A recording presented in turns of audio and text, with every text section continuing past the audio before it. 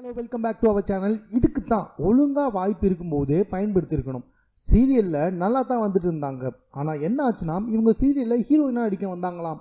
ஆனால் அப்போ இருந்த ஹீரோ டேரக்டர்ஸ் எல்லாமே சேர்ந்து உங்களோட ஹைட்டுக்கும் வெயிட்டுக்கும் நீங்கள் வில்லி கதாபாத்திரம் நடித்தா தான் நல்லாயிருக்கும் அப்படின்னு சொல்லிட்டு இவங்களுக்கு வில்லி கதாபாத்திரம் கொடுத்துட்டாங்க.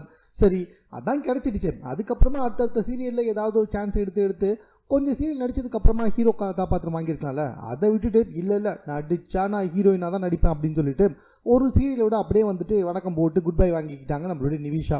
அதுக்கப்புறமா வந்துட்டு இவங்களை யாருமே கூப்பிட்ற மாதிரி தெரியல. நடித்தா ஹீரோயின்னா எங்களுக்கு செட் ஆகாது மேடம், வில்லி கதாபாத்திரம்னா ஓகேன்னு சொல்ல இப்படியே 2 சீரியலை தட்டி கழிச்சிட்டாங்க. இப்போது இவங்களை யாருமே சீரியல் நடிக்க வான்னு கூப்பிடவே இல்லை. அதனால் இப்போ என்ன ஆச்சு அப்படின்னு சொல்லி பார்த்தீங்கன்னா, கவர்ச்சியில் இறங்க ஆரம்பிச்சுட்டாங்க. முன்ன மாதிரிலாம் கிடையாது. தமிழ் சினிமா மாதிரி சீரியல்லையுமே வந்து நடிக்கணும்னா கொஞ்சம் கவர்ச்சி தேவைப்படுது. அதனாலேயே வந்துட்டு இப்போது உச்சக்கட்ட கவர்ச்சியில் இறங்கியிருக்காங்க நம்முடைய நிவிஷா. அவங்களுடைய சமீபத்தில் வீடியோ, புகைப்படங்கள், ஃபோட்டோ ஷூட்ஸ் எதை பார்த்தாலுமே வந்துட்டு கவர்ச்சி கொஞ்சம் தூக்கலாகவே இருக்குங்க.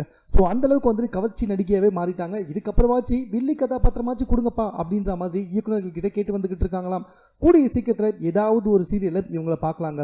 ஸோ மேலும் இது போன்ற செய்திகளை உடனுக்குடன் தெரிந்து கொள்வதற்கு நம்ம 60 செகண்ட் சேனலை